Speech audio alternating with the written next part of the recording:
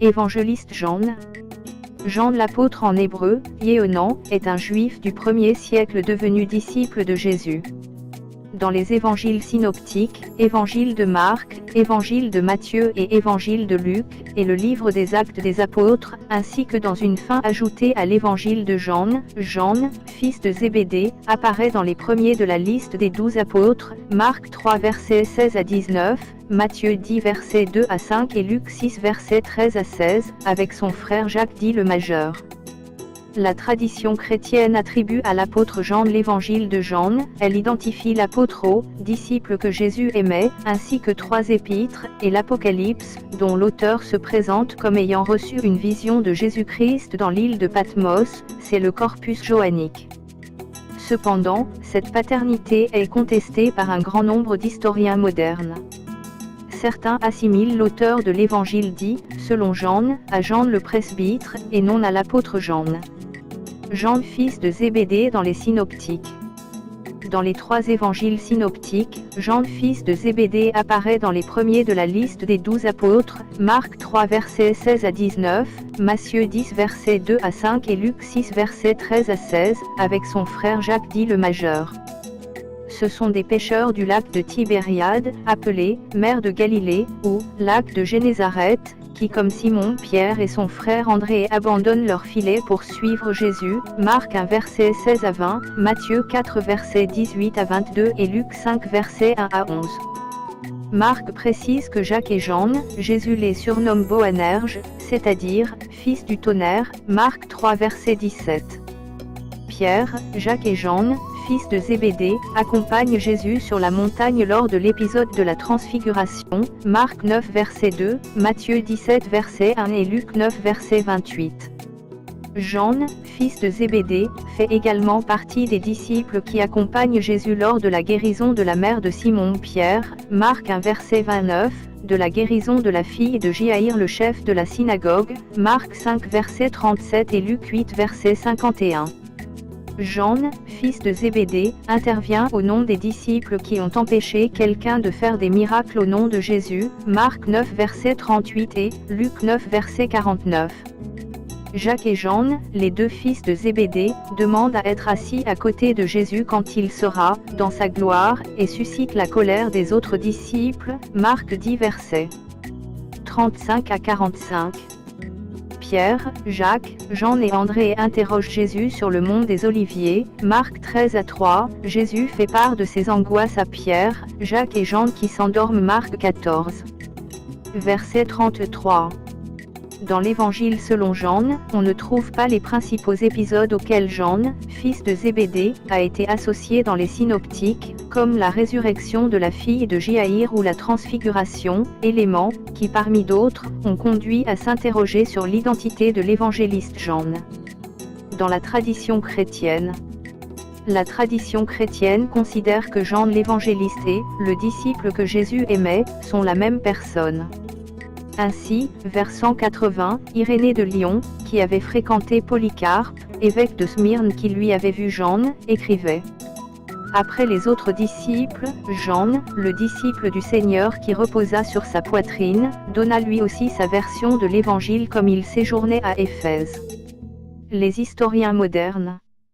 De nombreux exégètes et historiens ont contesté que l'évangéliste soit Jean l'apôtre, fils de Zébédée. Selon Jean Colson, Jean serait Jean le presbytre, cité par Papia, qui aurait été en sa jeunesse un riche patricien habitant Jérusalem. Depuis, cette thèse a été reprise par Oscar Cullmann, François Lequéré, Joseph Agrassi, James H. Charlesworth, Xavier Léon Dufour. Jean, fils de Zébédée, n'est d'ailleurs plus mentionné après la réunion de Jérusalem. Il y a un quasi-consensus pour dire que l'évangile attribué à Jean n'est pas l'œuvre d'un seul auteur, mais d'une école, souvent appelée « école johannique ».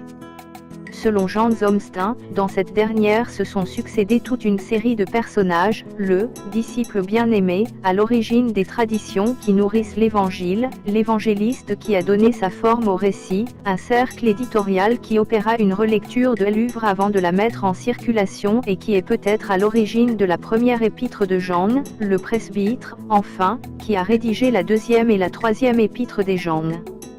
Mort de l'apôtre Jean. Selon la tradition, Jean serait allé en Samarie prêcher avec Pierre, où il aurait montré beaucoup d'ardeur à organiser des églises dans les villes de Palestine. Puis, fuyant la répression des Romains, il aurait quitté la Palestine, et se serait réfugié à Éphèse où il aurait fait des miracles et baptisé de nombreuses personnes. La mère de Jésus aurait habité avec lui à Éphèse. Vers 180, Irénée de Lyon écrit dans Contre les hérésies 3. Ensuite Jean, le disciple du Seigneur, qui a reposé sur sa poitrine, publia lui aussi l'Évangile, tandis qu'il habitait à Éphèse en Asie. Clément d'Alexandrie précise que Jean fut ensuite exilé dans l'île de Patmos, en 94, à la suite de persécutions contre les chrétiens, où il aurait écrit l'Apocalypse. Il aurait reçu une vision du Christ de l'Apocalypse, majestueux d'apparence, vêtu de blanc, le glaive de la parole dans la bouche. Jean s'agenouille et il est béni par l'apparition qui lui dit « Écris donc ce que tu as vu, le présent, et ce qui doit arriver plus tard ». Après la mort de Domitien en l'an 96, l'empereur Nerva permit à Jean de revenir à Éphèse. De là, il rayonna dans la région, invité par les communautés chrétiennes locales, tantôt pour y établir des évêques, tantôt pour y organiser des églises complètes, tantôt pour choisir comme clerc un de ceux qui étaient désignés par l'Esprit. Il serait mort à Éphèse en l'an 101, à l'âge d'environ 90 ans. Il serait enterré à Seel-Suc, près d'Éphèse, où il existait une basilique Saint-Jean aujourd'hui en ruine. Il aurait eu pour disciple saint Polycarpe de Smyrne. Les miracles attribués par apôtre Jean. On attribue à l'apôtre Jean de nombreux miracles. Pour prouver à Aristodème et aux Éphésiens la supériorité du christianisme sur le culte des idoles, Jean, sommé de boire une coupe de poison, en avale le contenu d'un trait et n'en est absolument pas incommodé, tandis que les deux goûteurs désignés pour tester ce poison s'écroulent foudroyés en quelques secondes, ils seront ensuite ressuscités par le saint. Lors d'une fête en dévotion à la déesse Artémis, que vénéraient les habitants d'Éphèse, Jean monta sur la colline où se trouvait une grande statue de la déesse et commença à haranguer la foule païenne.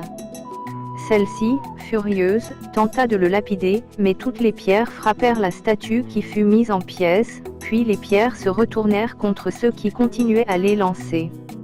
À la prière de Jean, la terre trembla et engloutit les plus vindicatifs, mais après que la foule eut supplié Jean et fait appel à sa miséricorde, ils ressortirent tous des antres de la terre, vénérant le saint et demandant le baptême.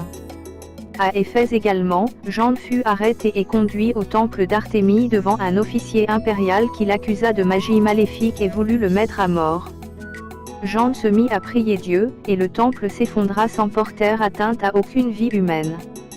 Un autre jour, à Éphèse, entouré d'une foule de disciples et d'habitants, il bénit la dépouille d'une femme particulièrement pieuse, nommée Drusiana, et celle-ci ressuscita.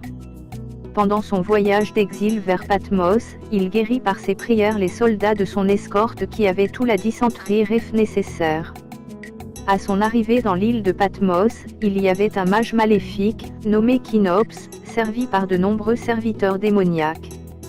Les prêtres du temple d'Apollon demandèrent à ce dernier de les débarrasser de Jean, qui commençait à faire des conversions. Jean, par la seule puissance de sa prière adressée à Jésus-Christ, réussit à chasser les serviteurs démoniaques du mage, démontrant que le pouvoir de ce dernier n'était qu'illusion, et à sa prière, la mer engloutit le mage et l'emporta, comme autrefois le pharaon lancé à la poursuite de Moïse. En arrivant dans l'île, il guérit aussi par ses prières le fils d'un notable de l'île, atteint d'un esprit impur, ce qui lui permit de baptiser toute la maisonnée dès son arrivée. Au moment de sa mort, il se fait creuser une fosse et y descend en priant Dieu. Dès qu'il a fini sa prière, il est entouré d'une lumière si vive que personne ne peut la regarder. Une fois la lumière disparue, on trouve la fosse remplie de manne divine. Une autre version de sa mort veut qu'il se soit fait enterrer encore vivant et recouvrir de terre par ses serviteurs, mais, lorsque ses disciples arrivèrent et voulurent le déterrer, il avait disparu. Tous pensèrent que son corps avait été ressuscité et était monté au ciel, selon la parole de Jésus-Christ répondant à Pierre qui le questionnait sur Jean, « Si je veux qu'il demeure jusqu'à ce que je vienne, que t'importe » Jean 21 verset 22.